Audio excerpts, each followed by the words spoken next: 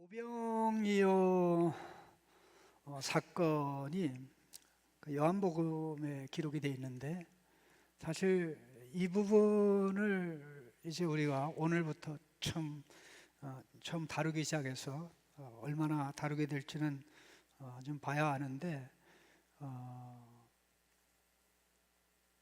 이 요한복음의 오병이어 그 표적의 기록을 통해서 하나님께서, 특별히 예수님께서 우리를 많이 깨트리신다.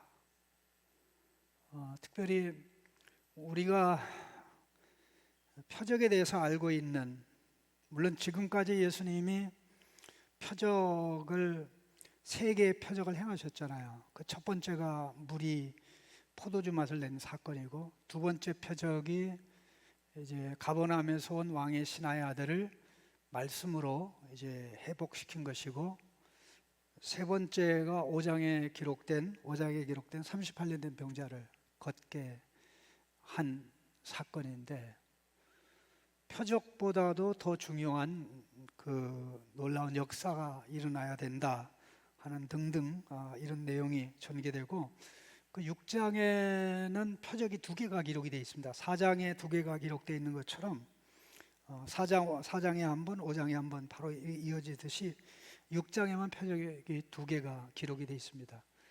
똑같은 예수님이 행한 기적을 요한복음은 기적이란 말로 설명하지 않고 표적이라고, 사인이다, 사인이다, 뭐를 가르치는 것이다.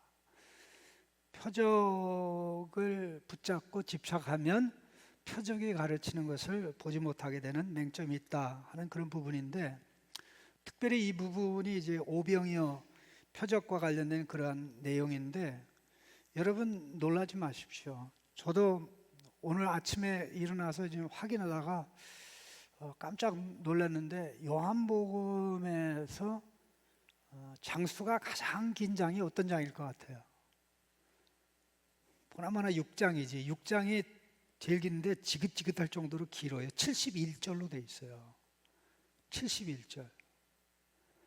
보통 요한복음의 긴 장이 50절로 돼 있는, 50절 이상으로 돼 있는데, 긴 장이 이제 8장이 59절, 8장이 59절, 그다음에 11장이 57절, 7장이 53절, 12장이 50, 전부 다 이게 50대 그룹입니다.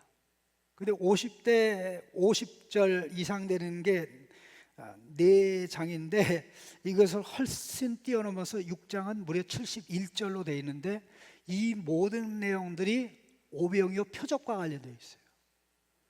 표적과 관련되어 있어요. 우리는 마태, 마가, 누가복음에 기록된 오병이어 기적으로도 충분한데 왜 이것까지 기록했는가 하는 생각을 하지 않을 수가 없는데, 제가 꽤 오래전에 설문조사를 목사님들에게 간접적으로 한 적이 있습니다. 목사님들에게 강의를 하면서, 아마 요한복음 강의였을 수도 있을 거예요. 목사님들 한 200명 되는 분한테 요한복음을 2주에 걸쳐서 강의를 했었는데, 목사님들한테 질문한 내용이, 우리 목사님들 가운데 오병이어 기적을 4번 설교하신 분 손 들어보세요 하니까 한 사람도 없었어요. 그 두 번째 질문이 뭡니까? 그럼 오병이어 기적 중에 어느 복음서에 나오는 기적을 설교하셨습니까? 라고 얘기하니까 대부분의 목사님들이 가장 드라마틱한 아이가 등장하는 요한복음 6장, 그걸 설교했다고 얘기해요. 재미있거든. 아이가 나오거든요. 아이가 엄마가 쌓아준 도시락을 사실 내는 거잖아요. 이게 떡 5개, 물고기 2마리는 아이가 먹기는 좀 배부르고 어른이 먹을 수 있는 건데, 아마 엄마가 싸주면서 너 혼자 먹지 말고 너 같은 애하고 나눠 먹어. 딱 2사람이 먹을 수 있는 거예요. 2사람이 먹을 수 있는 거예요. 이게 나오니까 이제 모든 대부분의 목사님들이, 내가 뭐 다 물어본 게 아니니까 물어봤던 목사님들의 대답이 요한복음이 설교하기가 제일 또 아이가 등장하니까 또 감동적이고 그런 것으로 이제 대답이 나왔던 겁니다. 여러분 가만히 생각해 보세요. 이 부분이 요한복음에 이것과 관련해서 이것을 가르치고 교훈하기 위해서 무려 71절이 할애됐다 하는 것은 어마어마할 정도로 놀라운 일인데, 여러분 예수님의 기적을 한번 생각해 보세요. 예수님의 기적이 3년 기간 동안 많은 기적과 표적을 행하셨는데 딱 한 번만, 한 복음서에 한 번만 기록되어 있는 표적들이 있어요. 그 대표적인 것 중에 요한복음에 7개 표적이 나오는데 7개 표적 중에 5개는 요한복음에만 나와요. 포도주 사건, 이게 요한복음에 나오잖아요. 38년 된 병자, 그것도 요한복음에 나오잖아요. 맹거린, 그것도 요한복음에만 나오잖아요. 나사로는 누가복음에도 나옵니다. 그러나 그 나사로와 요한복음의 나사로와 누가복음의 나사로는 다른 나사로예요. 동명이인이에요. 하나는 거지고 하나는 죽었다가 예수님이 살려서 살아났습니다.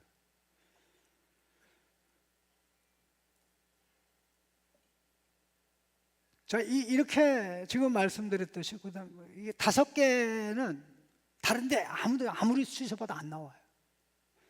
복음서 중 예수님의 행한 기적 중에 2번 기록된 게 있어요. 그러니까 이거는 누가복음하고 마가복음에 나오든가 마가복음과 마태복음에 나오든가, 그래서 한 복음서에만 나오는 거를 싱글 트래디션, 단일 전승이라고 얘기하고, 두 복음서에 나오는 것을 더블 트래디션이라고 얘기하고, 세 복음서에 나오는 것을 트리플 트래디션, 그다음에 네 복음서에 다 나오는 것은 이제 쿼드로플 트래디션이라고 얘기를 하는데, 이건 학자들이 사용하는 용어입니다. 어쨌든 뭐 이 용어를 사용하든 사용하지 않든 세 복음서에 다 기록된 기적이 요한복음의 7개 중에 2개가 세 복음서에 다 기록된 거예요. 그 2개가 뭐냐면 하나는 오병이어이고 또 하나는 예수께서 무리를 걸으신 사건입니다. 6장에 나오는 내용인데, 그걸 포함해서 토탈 9개가 나와요. 9개가 마태, 마가, 누가 복음에 기록되든가, 아니면은 누가복음에 기록이 안 되면 요한복음에 기록돼서 이제 3개가 되는데, 그런데 이상하게도 오병이어 표적은 4번 기록됐어요. 4번 기록됐어요. 여러분 이게 이상하지 않습니까? 아니 9개의 기적 중에 유일하게 오병이어 기적이 요한복음에도 기록돼서 4번 나오는 겁니다. 이게 4번 나온다는 게 왜 중요하냐면, 예수님의 사역을 기록하는데 4번씩 기록된 게 유일하게 큰 단위가 있는데, 예수님의 십자가와 부활 사건이에요. 예수님의 십자가와 부활 사건은 복음서의 가장 중요한 비중으로 다루어진 거예요. 여러분 요한복음은 11장부터 본격적으로 순환에 가는 방향으로 가요. 벌써 시계가 탁탁탁탁 예수님이 죽음을 향해서 빨리 가요. 11장부터. 그럼 뭐예요? 거의 절반이 넘는 거예요. 21장까지 됐으니까. 그럼 누가복음은 봐요. 누가복음이 24장까지 있는데 예수님이 예루살렘으로 올라가기로 결심한 게 9장 51절이거든요. 그리고 본격적으로 예루살렘으로 발걸음 떼는 게 13장부터 등장하거든요. 계속 그 걸음이 느려서 지지부진한 그런 것도 있지만, 그럼에도 불구하고 방향이 그렇게 간다 이 말이에요. 마가복음은 어떻습니까? 마가복음은 이제 9장부터 그렇게 움직여요. 그러면 많으면 반, 그렇지 않으면 최소한은 3분의 1 정도. 그러니까 모든 게, 그래서 어떤 사람은 이 복음서를 서론이 긴 순환 이야기다 그렇게 얘기해요. 서론이 긴 순환과 부활 기사다. 예수님의 사역을 기록하는 십자가 부활 사건을 빼놓으면 우리가 예수님에 대해서 바로 이해할 수 있는 게 아무것도 없다는데, 그 사건처럼 오병이어 기적이, 표적이 4번 기록됐다는 것은 예수님이 이 사건을 아주 중요한, 예수님을 이해하는데 너무나 중요한 이 부분을 잘못 이해하면 예수님을 헛다리 짚는, 예수님을 잘못 믿는 그런 가능성이 너무 크다는 것을 말씀하는 것입니다. 저는 지금까지 많은 사람을 만나고 그랬지만 나는 이 오병이어 기적의 의미를 모른다고 나한테 얘기해 준 사람은 아직 한 사람도 만난 적이 없어요. 솔직히 말해서 여러분들한테는 안 물어봤기 때문에 뭐 어떻게 대답할지는 모르겠는데, 근데 요한복음의 기록만이 아니라 공간복음의 마태, 마가, 누가복음의 기록에도 예수님이 의도했던 대로 그 기적을 이해하고 예수님이 의도했던 대로 반응한 사람이 개미를 포함해가지고 하나도 없어요. 근데 이제 2000년이 지난 다음에 그렇게 아는 사람이 그렇게 많아요. 예수 안 믿는 사람도 알아요. 오병이어의 기적이 일어나게 합시다. 여러분이 작은 거 내어 헌신하면 이것이 많은 사람에게 감동돼서 우리가 큰 기적을 행할 겁니다. 네? 정치인들이 오병이어를 얘기합니다. 모금 많은 사람이 오병이어에게 기적을 이룹시다 이렇게 얘기합니다. 오병이어의 그런 프랭카드, 현수막, 또 모금 모집을 위해서 예수님이 그렇게 사용하도록 그게 유일한 목적이었는지, 그러니까 이 사건이 너무 크다 보니까 이것도 갖다가 얘기할 수 있고 저것도 갖다가 얘기해서 다 갖다가 얘기할 수 있는데 결국 그것에 집착하다 보니까 본질을 파악하지 못할 때가 있다. 그게 현실이다. 이 모든 것이 기록이 돼서 30년, 40년이 지났는데 뭐 하려고 더 모든 기적들이 아무리 많이 기록돼야 3번 기록된 게인데 오병이어 표적을 기록해서 4개를 추가한 이유가 뭐냐 하는, 이것은 우리로 하여금 엄청난 궁금증을 가지게 하고 결국 이것을 설명하고 이것을 이해시키는데 예수님이 얼마나 애를 많이 먹었으면 요한복음에서 가장 유일하게 긴 장이 6장인데 6장이 71절이냐. 그런데 마지막 모습이 굉장히 좀 이렇게 비관적인, 예수님을 믿고 따르던 제자들마저도 야, 예수님 말씀 이해하기 어려워. 예수님 말씀 이해하기 어려워. 우리 가자. 그러니까 예수님이 너희들도 가려느냐라고 얘기할 때 베드로가 예수님께서 생명의 말씀을 가지고 계신데 우리가 누구에게로 가겠습니까? 우리는 예수님께서 하나님의 거룩한 자이신 Holy One of God, 하나님의 거룩하신 줄을 알고 믿었습니다라는 고백을 하게 되죠.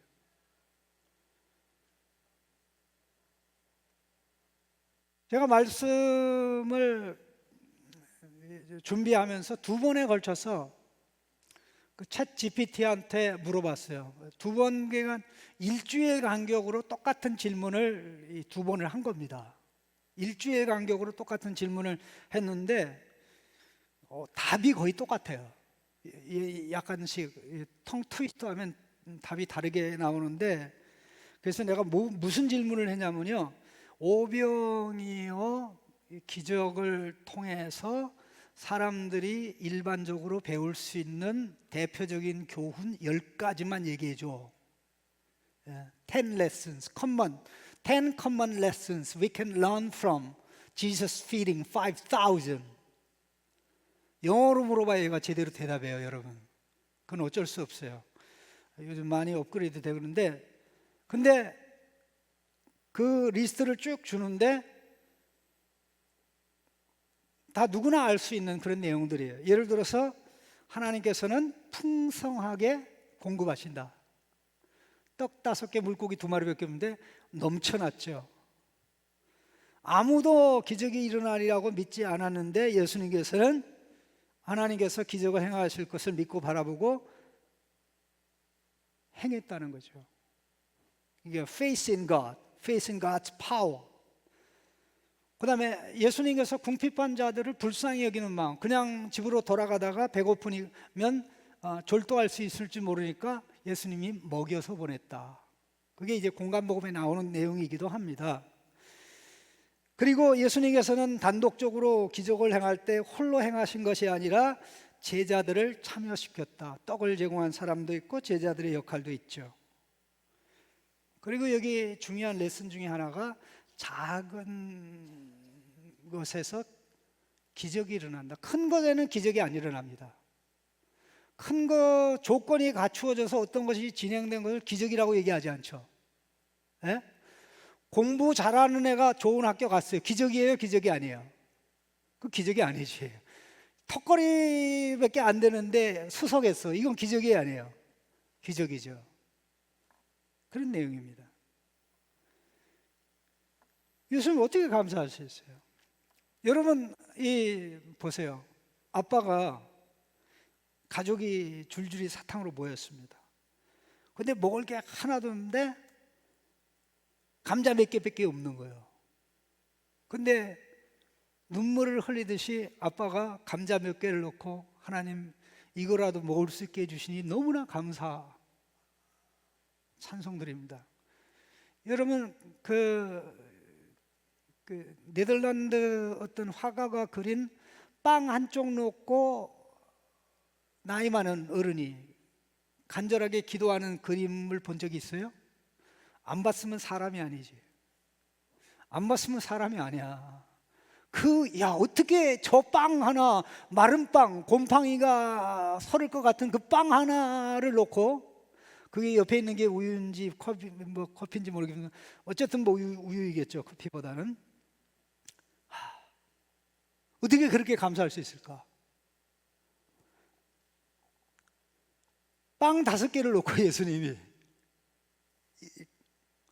그래서 사람 생에 감사를 배워야 된다는 거예요. 그리고 우리가 정말 사랑하는 마음으로 아무것도 아니지만 예수님께 드리면 예수님께서 그것을 크게 사용하신다는 거. 그러니까 여기에 가장 잘 맞는 노래가 하나 있어요. 두꺼 봐 헌집 주께 새집 더 두꺼 봐 헌집 주께. 이게 아무것도 아닌 것 같잖아요. 한 사람 먹어버리면 그로 끝날 건데 한 사람 먹어버릴 것을 예수님 갖다 놓으니까 이걸 몇 명이 먹어요? 5천 명이 남죠. 아무리 작은 것이라도 믿음으로 하나님께 드리면 하나님께서 기적으로 뻥튀기 해주신다. 얼마든지 이걸 가지고 얘기할 수 있는데 그게 메인 포인트는 아니라는 거죠. 핵심은 아니라는 거예요. 뭐 관대함이 있고 평범한 것을 이용할 수 있고 남은 것을 절대 허비하지 않도록 그렇게 역사하신다. 자, 도대체 예수님은 이 표적을 행한 목적이 뭡니까? 다 모든 것을 말씀드렸어요. 적어도 여러분이 이 부분을 이해하기 위해서는 공간복음을 통해서 가르치는 것이 무엇인지는 이해를 해야 돼요. 일단은 그거는 이해한다고 생각하고 요한복음 6장의 내용을 앞으로 상당 기간 동안 2달 정도는 시간을 보낼 수 있을지 모르겠는데 71절까지 가야 되니까 여러분들이 좀 이 말씀을 제로 베이스, 나는 아무것도 아는 게 없다, 내가 안다고 생각하는 건 아는 게 아니다 라는 전제하에 읽고 또 읽고 듣고 또 듣고 해서 한번 미쳤다고 생각하고 한 100번 정도 들어봐요. 읽거나 소리내서 읽거나 듣거나 그렇게 해봐요. 100번 정도.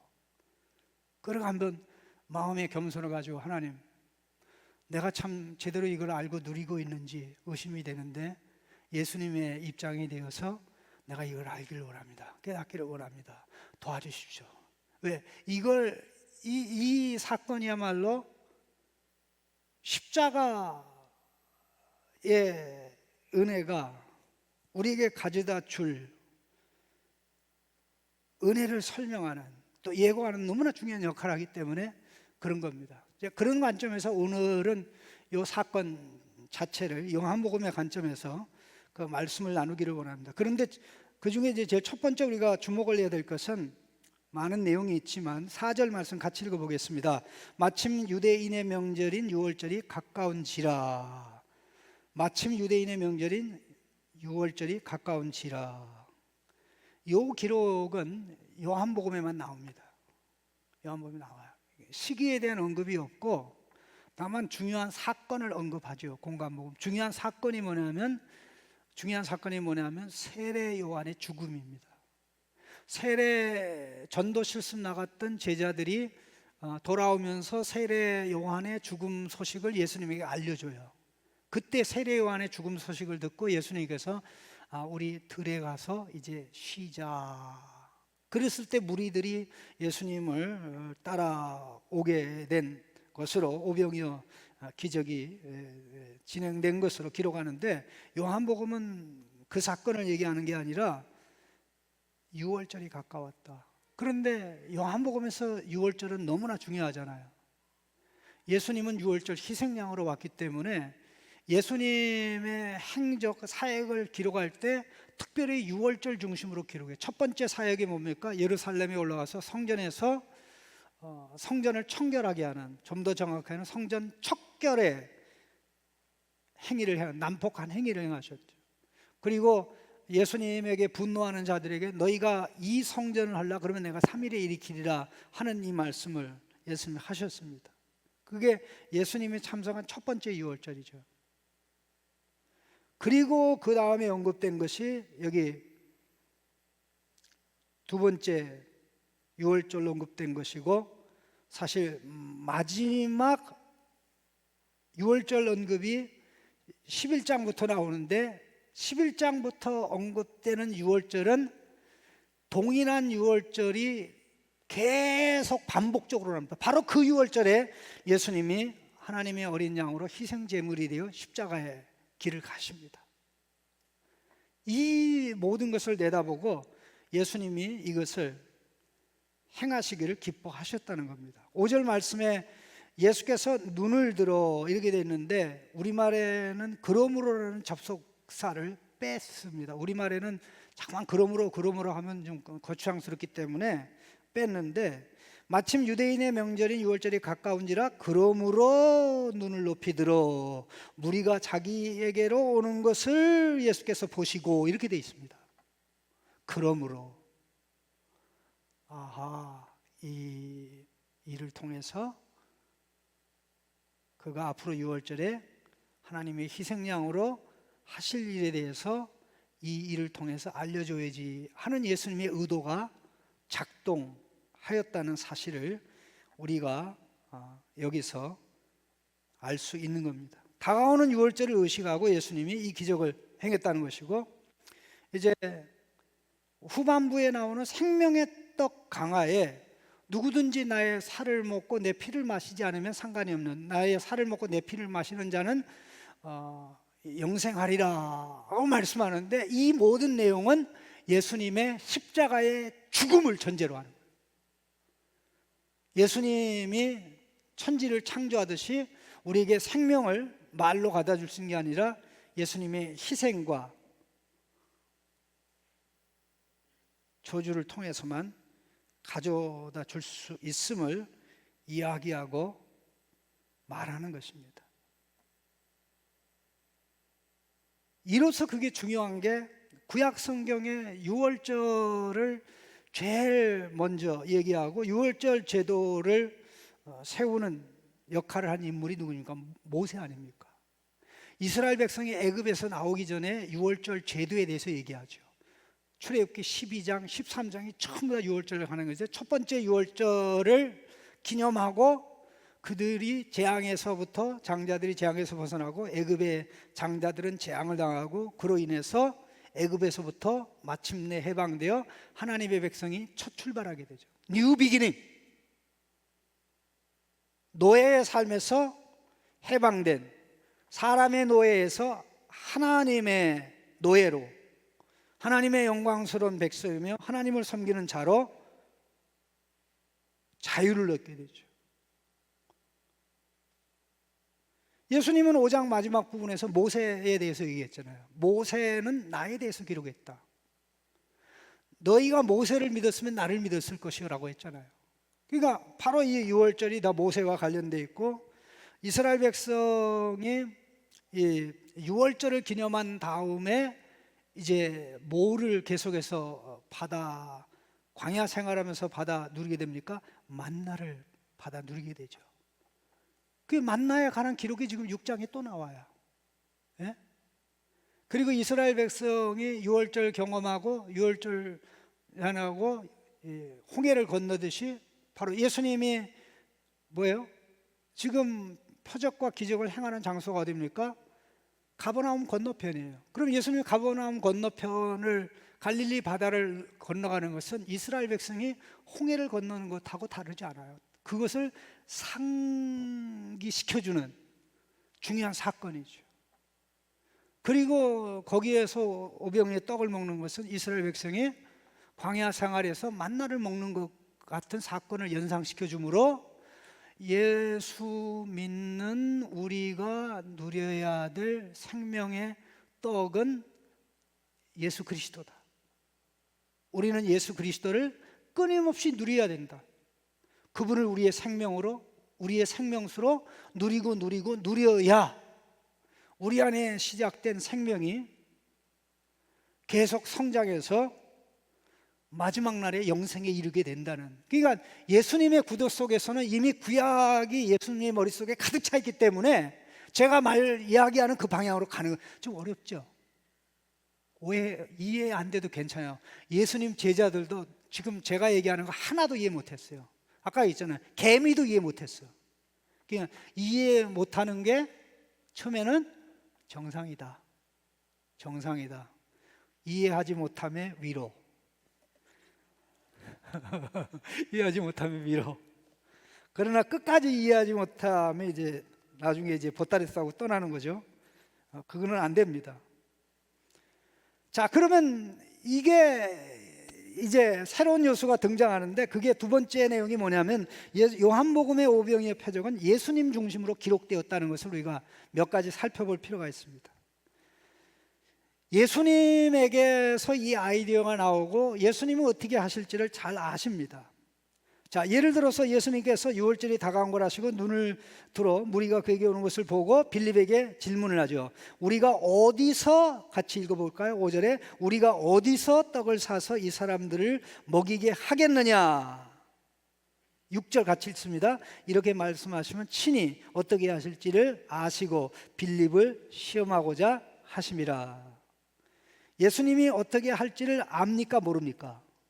알죠. 다 보관이 있어요. 다 계획이 있어요. 플랜 A가 있어요. 근데 플랜 A를 감추고 모르는 것처럼 예수님이 빌립에게 물어본 거예요. 근데 예수님이 왜 빌립에게 물어봐? 베드로한테 물어보지. 왜 빌립에게 물어봐요? 공간복음에는 예수님이 물어보는 게 나온 게 아니라 제자들이 걱정돼가지고 예수님 저녁인데 우리는 저들에게 줄 게 하나도 없고 저녁인데 이들 주변 동네로 보내서 가서 음식 사 먹고 다시 오든가 돌아갈 사람 돌아가게 해주세요. 그러니까 그럴 것 없다. 너희들이 그들에게 먹을 걸 주어라 그래요, 예수님. 근데 여기 이 본문의 기록에는 예수님이 너희들이 그들한테 주어라 그 내용이 없어요. 예수님 보관이 있어요. 플랜 A가 있어요. 그리고는 말합니다. 모르는 척하고 빌립에게 물은 이유가 있어요. 왜냐하면 빌립은 인류 역사상 전도할 때 가장 거창하게 전도한 사람이에요. 인류 역사상 전도할 때 가장 거창하게 어떻게 전도했냐? 나다나엘에게 전도할 때 뭐랬어요? 모세가 율법에서 말했고 선지자들이 말한 그분을 우리가 만났다. 근데 요셉의 아들 나사렛 사람 예수다. 얼마나 거창해. 그러니까 모세가 예수님에 대해서 얘기했다고 빌립이 친구한테 얘기했으니까 선지자들도 메시아에 대해서 얘기했다고 하니까 선지서에 근거해서 모세 오경에 근거해서 예수님이 그가 답을 하기를 원했던 거죠. 그런데 예수님의 질문의 초점 뭡니까? 예수님의 질문은 어디에서 음식을 구하여 이 사람들을 먹이기는, 어디에서 이게 중요합니다. 어디에서 음식을 구할 수 있느냐? 라고 예수님이 질문했는데 빌립이 어떻게 대답을 합니까? 7절 같이 읽습니다. 빌립이 대답하되 각 사람으로 조금씩 받게 할지라도 200데나르니의 떡이 부족하리이다. 자, 예수님 질문의 포인트에서 벗어났어요? 포인트를 맞추는 겁니까? 여러분이 빌립이 되시기 바랍니다. 내가 이제 예수님의 역할을 하겠습니다. 여러분이 빌립이 되는 거예요. 오케이? 무슨 말인지 아세요? 빌립이 대답하면 똑같이 대답하면 돼요. 알겠습니까? 내가 빌립의 대답이 정확한 대답이 되도록 질문을 바꿀 겁니다. 우리가 이 많은 무리를 먹이려면 돈이 얼마나 필요하냐? 빌립 대답해야지.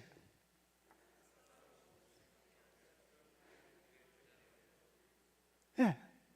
예수님이 이 많은 무리를 먹이는데 음식을 사는데 돈이 얼마나 필요하냐라고 물었으면 빌립의 대답이 맞는 거죠.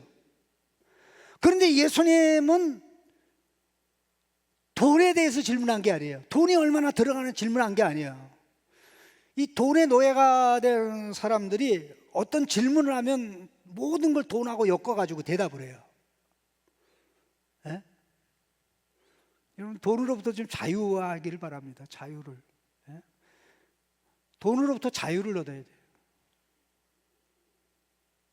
돈 때문에 치사한 행동을 해야 되고, 돈 때문에 정말 열불 나는데 참아야 되고, 돈 때문에 또 비굴한 걸 해야 되는 것 같은 그런 상황이 되면 좋은 것은 아니죠. 그러니까 예수님은 from where? From where? 어디에서 이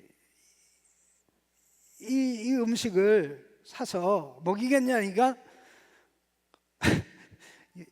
예수님 질문 잘못하셨습니다. 지금 어디에서 구하느냐보다도 먼저 돈이 있어야 됩니다. 근데 200데나리온도 안 됩니다. 그러니까 빌립의 대답에는 지금 뭐가 있는 거예요?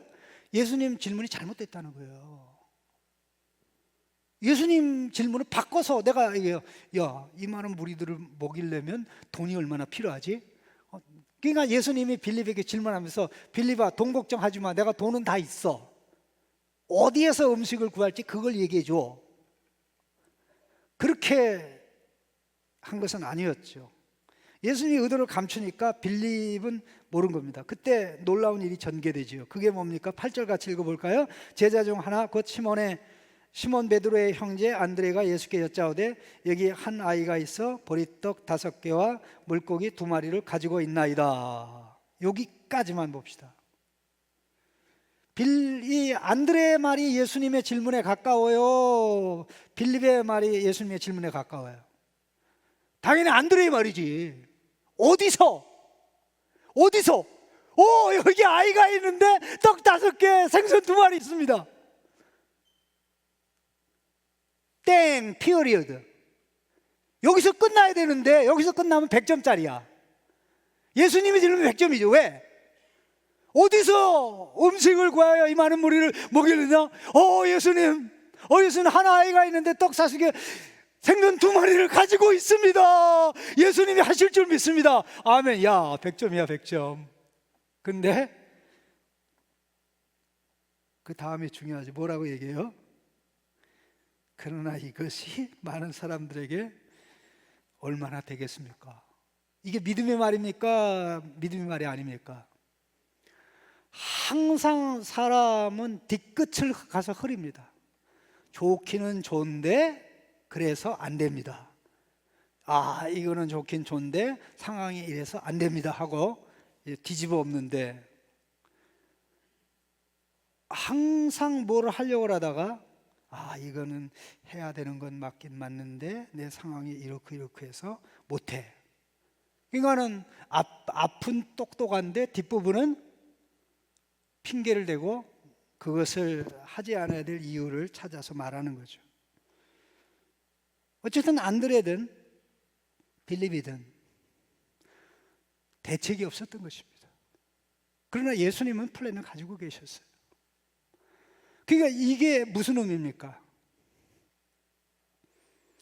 예수님은 어떻게 하실지 다 알고 모른 척하고 제자들에게 질문을 하였다는 것이고, 바로 그런 이유 때문에 요한복음의 오병이어 기적은 예수님의 주도하에 예수님 중심적으로 전개되어진다는 게 핵심입니다. 제자들이 사람들을 위해서 해야 될 일이 아니고, 그래서 예수님은 제자들에게 너희들이 먹을 것 주어, 나는 없어. 예수님이 배째라는 식으로 얘기하고 너희들이 먹여, 그렇게 얘기하잖아요. 더 나아가서 공간복음의 기록에는 중요한 게 제자들에게 먹이라고 얘기하고 제자들이 떡 5개 물고기 2마리를 가져오니까 축사하죠. 그리고 그것을 누구에게 줘요? 제자들에게 주죠. 제자들이 나누어 주죠. 떡도 그렇게 하고 생선도 그렇게 하죠. 그래서 결국 예수님의 말씀대로 제자들이 무리들에게 나누어 주죠. 제자들이 사명을 감당하죠. 그래서 오병이어 표적은 세상에 나가서 제자들이 해야 될 일을 설명하는 데 초점이 되어 있는 거죠. 근데 요한복음은 그 내용이 안 나와요. 그 대신 뭐가 나옵니까? 예수님 중심적으로 모든 걸 기록하다 보니까, 자, 안드레가 50점짜리 답을 했지만 그래도 50점이라는 게 얼마나 거야? 완전히 빌립은 헛땅쳤는데. 근데 여러분, 이 보리떡이라는 걸 꼭 기억하시고, 이 보리떡이라는 걸 보면 이 도시락을 쌓아준 집이 가난하다는 거예요. 보리떡은 가난한 자의 음식이에요. 가난한 자의 음식이에요. 근데 보리떡이라는 사실을 2번을 얘기해요. 자, 9절에 여기 한 아이가 있어 보리떡 5개. 13절에 이에 거두니 보리떡 5개로 먹고 남은 조각이 12반에 찼더라. 여러분, 마태, 마가, 누가복음에 떡 5개가 밀빵인지 보리빵인지 성분이 나와야 안 나와요? 고르게인지 팥빵인지 아무것도 안 나와. 근데 유독 요한복음은 이 부분을 아주 강조하고 있어요. 보리빵이다. 보리빵이다. 이 부분은 내가 오늘 얘기하지 않을게요. 초점이 맞춰야 되니까. 근데 예수님이 이 떡을 취하여 어떻게 합니까? 어떻게 진행되는가 보십시다. 예수님은 당신이 의도대로 이제 행동을 하십니다. 10절 말씀 같이 읽겠습니다. 예수께서 이르시되 이 사람들로 앉게 하라 하시니 그곳에 잔디가 많은지라 사람들이 앉으니 수가 5,000명쯤 되더라. 이거는요, 예수님이 제자들을 명해서 식탁 테이블에 앉는 세팅을 만든 거예요.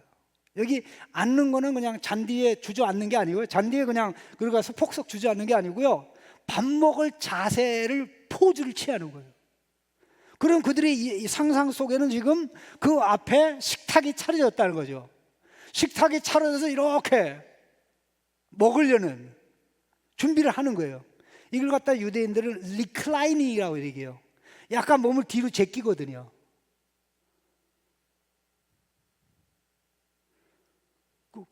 예수님 그럼 밥 먹을 준비시켜.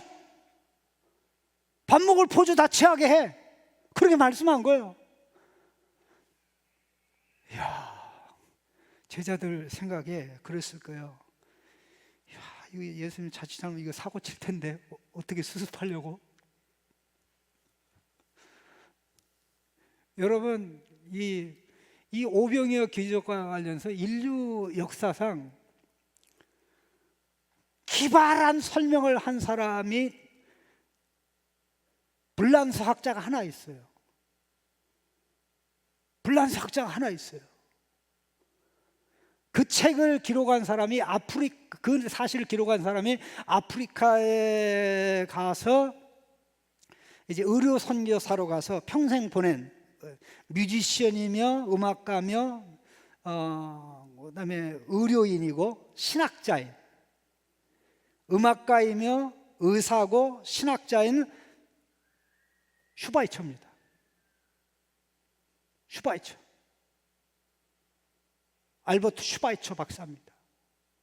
이 사람이 예수님에 대해서 역사적 예수 연구에 관한 책을 썼는데 지금도 그가 쓴 책을 능가하는 책이 없어요.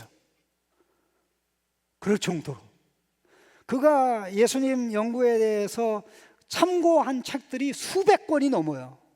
이름도 모르는 그 독일 학자들, 프랑스 학자들 뭐 다 열거해 놓고 그러겠는데 거기 한 항목이 나오는데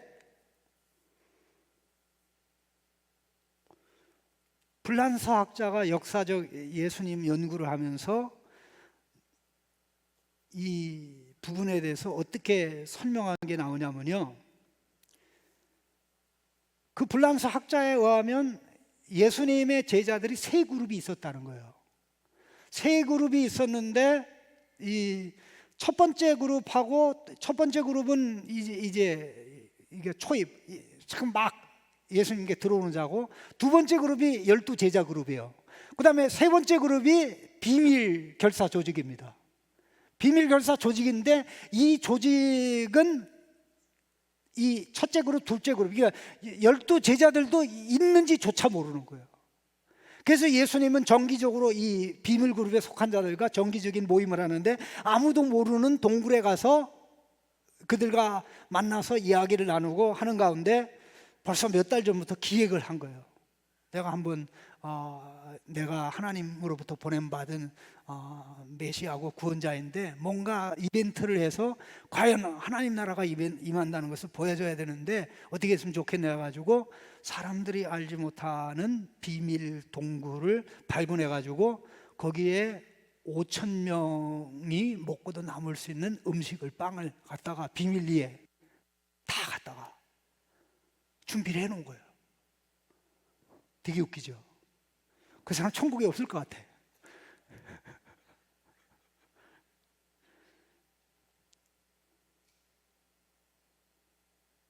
그리고 예수님이 각본대로 사람들은 동굴이 있는지조차 모르고 예수님은 그 동굴 앞에 딱 서 있고 뒤에는 수없이 많은 비밀 대원들이 준비를 하고 예수님이 딱 기도하면 뒤에서 계속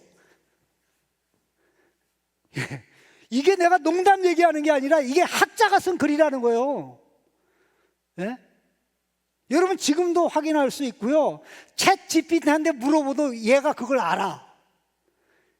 독일의 이 불란서의 정신 나간 학자 그 르네라는 사람이 있는데 그 사람이 이 극단적으로 예수님의 오병이어 표적에 대해서 얘기했는데 이 소위 말해서 이 케이브 시어리, 히든 케이브 시어리를 주장한 사람의 내용이 뭐냐라고 딱 물어보면 얘가 친절하게 다 얘기해줘. 슈바이처의 책 몇 장에 나오냐라고 물어봐도 얘가 다 알려줘요. 똑똑하게 물어보면 똑똑하게 대답해요.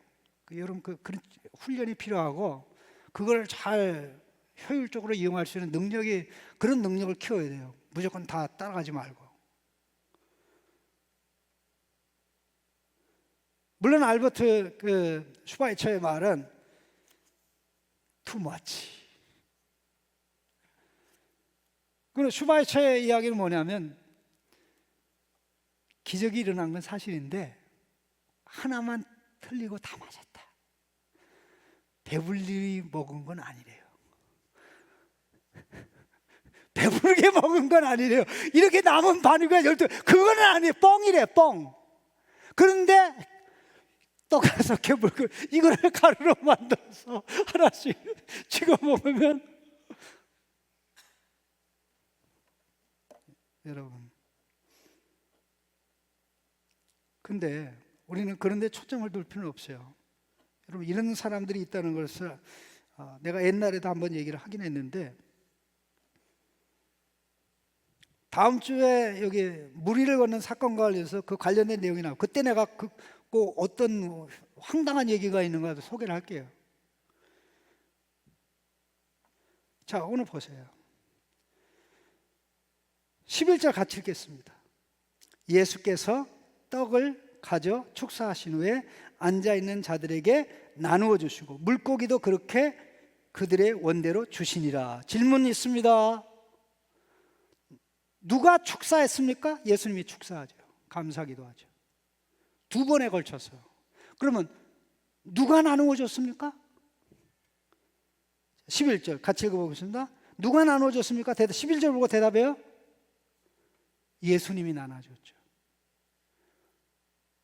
빵을 예수님이 나눠주고 생선을 누가 나눠줘요? 예수님이 나눠주죠. 허허. 그럼 제자들도 예수님이 나눠주는 걸 받아 먹은 거죠. 그러면 이거 공간복음의 기록하고 틀리지 않아요? 이걸 엄청나게 공경하는 사람이 있어요. 공간복음에는 제자들이 나눠준 게 나오는데 여기는 예수님이 나눠준 게 나온다. 그럼 어떤 게 맞는 거냐? 어떤 게 맞는 거냐? 둘 중에 하나는 틀린 게 아니냐? 예수님이 나눠줬거나 제자가 나눠주거나 둘 중에 하나지. 어떻게 거기는 제자들이 나눠주고 여기는 예수님이 나눠준 게 나오냐? 둘 중에 하나 택하라 라고 얘기하면 둘 다 믿을 수 없어 이렇게 나와요. 똑똑하다는 사람들이 그렇게 대답해요. 그리고는 예수 안 믿는 걸 자랑이라고 생각해. 그래 자랑해봐.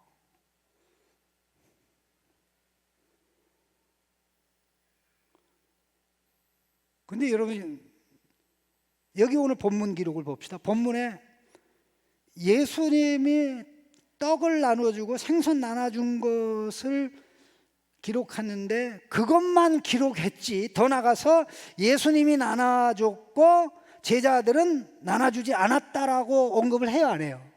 언급은 안 하죠. 언급 안 하죠. 그러면 공간복음에는 제자들이 나누어줬고 여기 멘트를 하나 달았는데 예수님은 나눠주지 않았음. 이 내용이 있어요, 없어요? 없죠. 그러니까 모순이 되는 거예요, 모순이 안 되는 거예요. 공간복음에 모든 게 오병이어 관한 게 다 기록된 게 아니라는 거예요. 요한복음에도 오병이어 관한 게 다 기록된 게 아니라는 거죠. 왜? 어떤 관점을 주장하고자 하는 말이 있는데 그것에 필요한 것만 언급하고 필요하지 않은 것은 언급하지 않은 것. 거기 있어서 공간복음에 가장 중요한 게 뭐예요?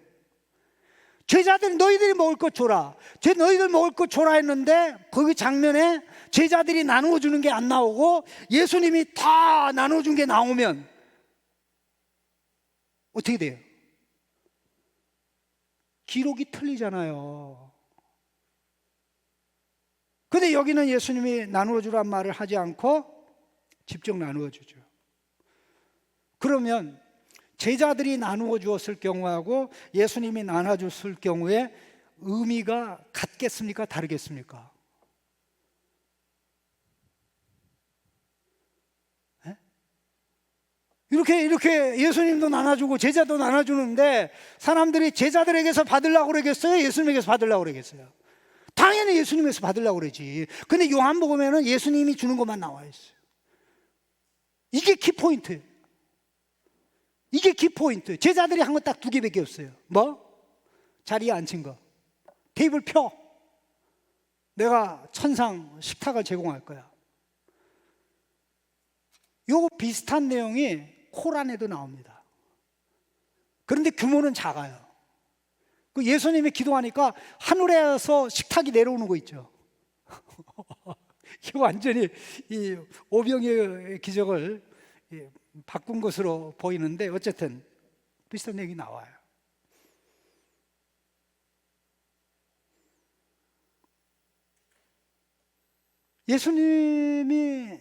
예수님만이 하신 것을 기록한 목적이 뭐냐? 예수님이 빵을 생선하면서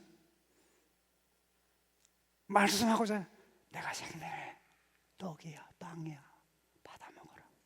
내가 생명의 빵이야, 받아 먹어라. 내가 생명의 빵이야, 받아 먹어라. 내가 생명의 빵이야, 받아 먹어라.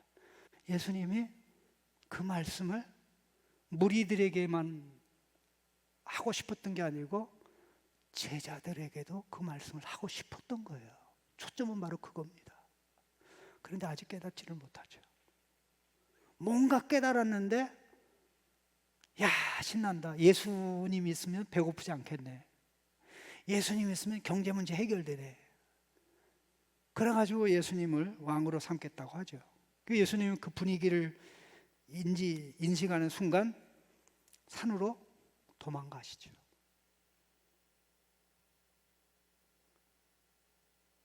홍감복음에도 오병이어 기적 이후가 상황이 아주 안 좋아요. 그 요한복음에도 오병이어 이후에 상황이 아주 안 좋아요. 거기는 예수님이 화가 나가지고 제자들, 야! 너네 빨리 배 타고 가! 너네 배 타고 건너가! 그러면 내가 무리를 흩을게. 내가 무리 흩을게. 그러니까 예수님 무리를 흩으면서 제자들은 배 타고 간 거예요. 무리들과 제자들을 예수님이 분리시킨 거예요. 그리고는 예수님은 외롭게 산으로 가신 거예요. 그러니까 요한복음에는 그 장면도 안 나와요. 도망간 게 나와요. 첫 번째, 현장에서 떡 기적에 참여했던 제자들도 무리들도 예수님이 이걸 통해서 하시고자 하는 것을 깨닫지 못했다. 근데 2000년이 지났는데 우리가 깨달았다고 얘기하면 제정신이에요? 제정신이 아니에요? 제정신이에요? 제정신이 아니에요? 유상섭이가 깨달았다고 얘기하면 제정신이에요? 제정신이 아니에요? 내가 지금 얘기하는 것은 깨달은 지가 오래되지 않아요. 내 인생에 있어서 오병이어를 아는 역사가 예수 믿을 때부터인데, 그 예수 믿을 때부터 오늘 얘기하는 내용을 알기 시작한 것은 20년 정도밖에 안 돼요. 20년 정도 얘기했는데도 저 사람 좀 이상하다 그렇게. 그럼 내가 그래요. 예수님 그 당시에 있던 제자들보다 머리가 좋은가? 무리들보다 머리가 좋은가? 예수님 제자들이 깨닫지 못했는데 무리들이 깨닫으면서 가슴앓이를 했는데, 산으로 기도하러 가셨는데 안다고 그러니? 그래서 이 사건 앞에서 하나님께서 우리를 겸손하게 만들어요. 안다고 생각했는데 아는 게 아니네요. 예수님이 나는 이런 자야, 이런 나를 알고 누려라라고 얘기하는데 엉뚱한 것을 예수님에게서 받아서 누리려고 하는 자라면 우리 주님이 그 지체를 만나고 싶은 게 아니라 피하고 도망가고 싶은, 나 예수님 필요하는데 너 욕심 때문에 나 필요하지, 나 그런 욕심 채워주려고 온 거 아니야, 그렇게 얘기한다면 얼마나 안타까워. 그래서 요한복음 이 6장을 71절까지 돼 있는데, 하나님 내 눈을 열어주십시오. 예수님의 입장에서 예수님을 받아들이고 믿을 수 있도록, 예수님이 주려고 하는 걸 받아야지, 안 주려고 하는 것을 예수님에게 강요해가지고 받아내려고 하는, 강요해가지고 빼앗으려고 하는 이런 모습으로 나간다면 결과가 어떻게 되겠나? 요한복음 6장 마지막 부분에 야 가자, 우리 예수 믿을 수 없어, 이렇게 될 수가 있는 겁니다. 기도하겠습니다.